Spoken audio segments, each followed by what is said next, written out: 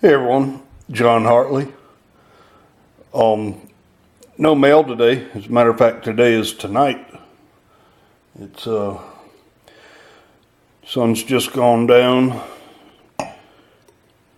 and I have opened a bottle of Merlot. No beer tonight. Last week I was answering some comments to a video, and back in January I set this box and my PCGS box up and said I was just going to show you what I had, and I'd not gotten any mail recently and needed to make a video, and I said, well, I took away the NGC box and I just showed the PCGS coins because they would be it would be too long of a video otherwise. So the video went semi-viral. For some reason, all of a sudden, it went from less than 100 views to 1,700. And that's why it popped up and I saw it again. And I noticed that I never went back and did the NGC slabs. I don't actively collect slab coins. I like looking for raw coins, mostly for my albums, but if you look hard enough, you'll find a nice coin that if it were graded would be a lot more valuable. So every now and then I run across, mostly in the proxy bid auctions, stuff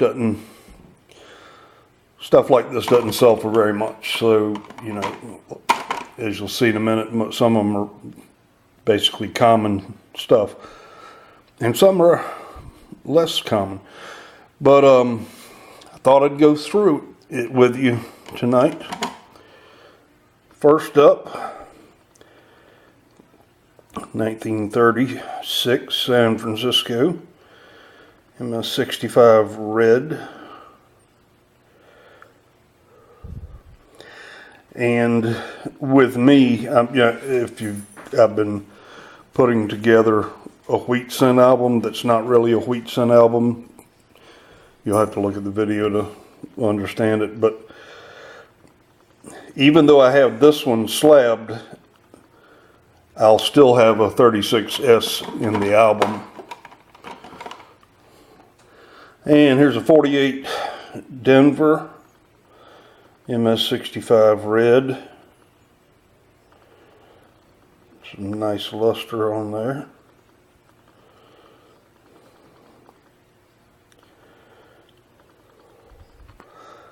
Nice little coin.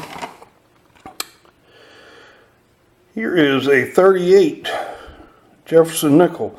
I've got this coin in my album in an NGC slab and a PCGS slab. I didn't plan on that. It just came that way.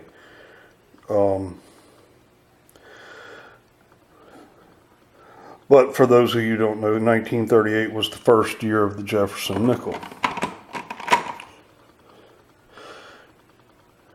Here's a Wing Liberty dime, 1942. This thing will focus. MS64 full band. There's a focus. Thank you.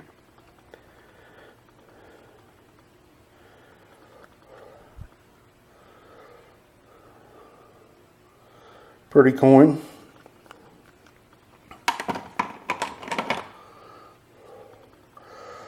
This is a 63 proof 66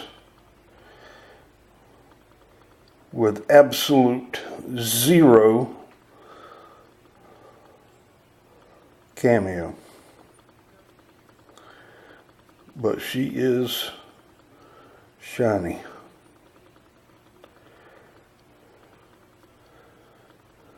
Very nice coin.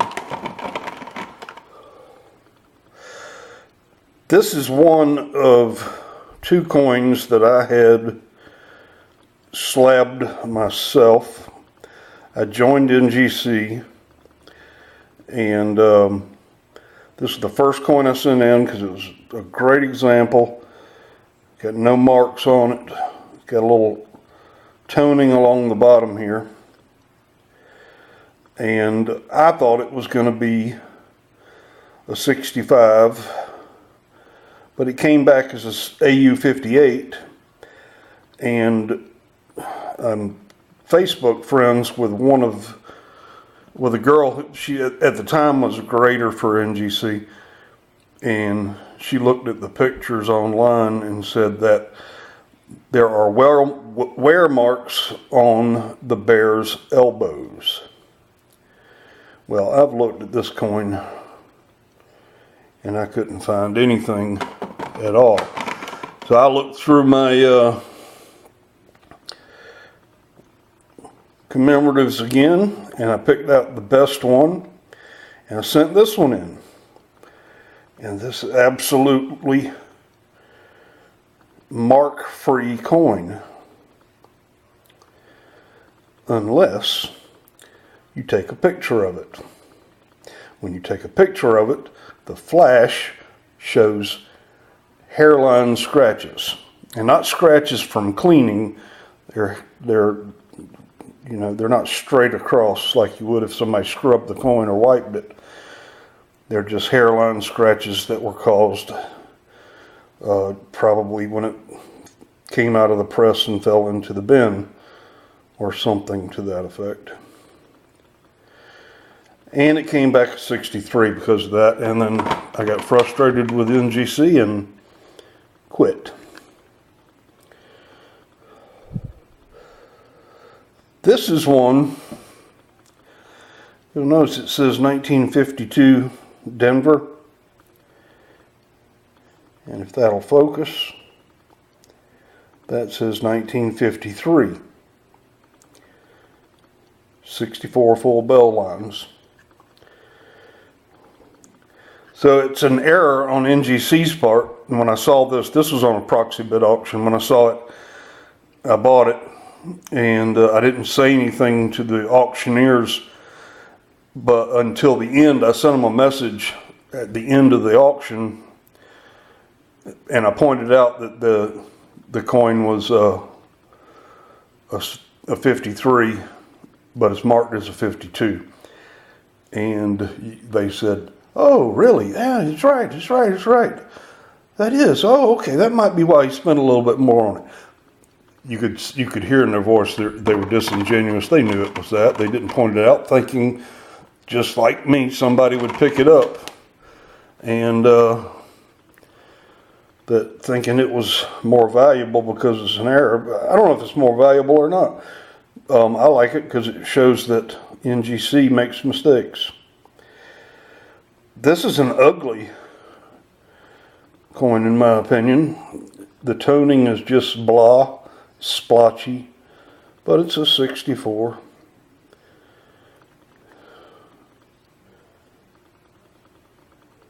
And I bought it. Most of these I don't remember what I purchased them for. This toning's a little bit better looking. 1886 MS63 Morgan.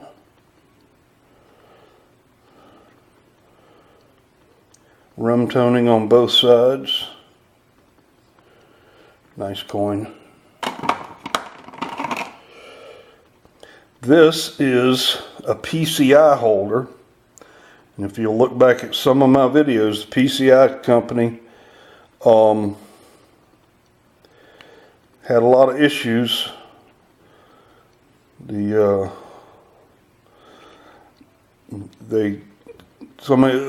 I guess the federal government investigated them. It's in 1925, by the way. And they had undergraded somebody's collection, costing them lots of money. So they brought the owner of the company up on RICO charges. And this company went through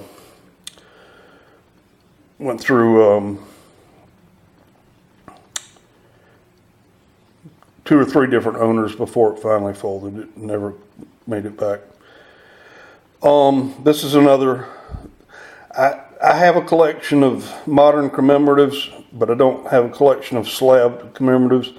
This is not one of my favorite coins. It was just something that was nobody was putting up any money for it on the auction, and I went ahead and bought it really cheap, as I remember. This is my only slabbed piece of bullion. It's not a proof, it's not a mint mark coin, it's just a bullion coin. Why people get bullion slabbed, I don't know. I understand if it's a proof coin or limited edition with mint mark, but I don't think they need to be. And this is my favorite of my slabs. It's a 1926. I don't think it's ever going to focus. American Sesquicentennial $2.50 MS62. And with it not focusing and the coin being so small, you may not be able to see the design, so look up the design, Google it. It's really a pretty coin. Got Liberty standing there, sort of in a pose like the walking Liberty half, and Silver Eagles. So, and it's got Independence Hall on the reverse. And it's got rays of sun coming up behind it. But it's not going to focus for us. It's not very nice. It might have something to do with the fact that my battery is low. So, I better go before it runs out. But I'd said in my last video that I was going to do this NGC slab video, and I have fulfilled my promise. I forgot to tell you the last time, I bought these 6 eagle tubes, and a guy was selling them because, and I don't know if the camera's going to pick it up, because they had cosmetic flaws. He was selling them at half of what anybody else was selling eagle tubes. He said there's nothing wrong with them, they're clean, everything's fine, but they have cosmetic flaws in them. And I'm gonna tell you the truth, unless you look at it real close, you can't see any cosmetic flaws. So if anybody wants me to, I'll put the link to this guy's eBay channel down below here, and if you need any tubes at a cheap price, I'm sure he's still got them for sale, because I just got that a couple of weeks ago. I got 3 Lincoln wheat cents on the way from Alaska. I ordered them 3 weeks ago, and the last tracking thing said that it departed Anchorage, and it hasn't moved since the 18th of October. So I talked to the guy I bought them from, and he is going to make a claim with the post office and with eBay, and the coins were from old mint tubes, so there are 3 of them. He has many more to choose from, and he said I'll pick perfect gem examples just because you had this trouble with the post office. And it wasn't his fault. The tracking number shows he mailed it off well within a reasonable time. Matter of fact, the next day. And I spoke to him today, and he's already resent the new package. So hopefully those will get here at the latest Saturday. Unless the post office messes up again. And probably the way things normally go in my world, once something like that happens and I say, all right, well, it's messed up, let's do it over, then the original package will start moving. And I'll have to mail those back to him. So, but no big deal. All right, until those cents come in, and I'm looking for, in my last video I said a 47 San Francisco Franklin $50. If you were paying attention, you'll know that there was no 47 Franklin. I meant 49 Franklin, and that's what I'm looking for right now. And it happens to be the 49 San Francisco Franklin is the key date to the series. So it's unless it's already slabbed, it's hard to find one in good shape. And the slabbed ones are going for lots of money. So it may be a long search and I may skip it, but one way or another, it'll get here. Until then, I'm 1042.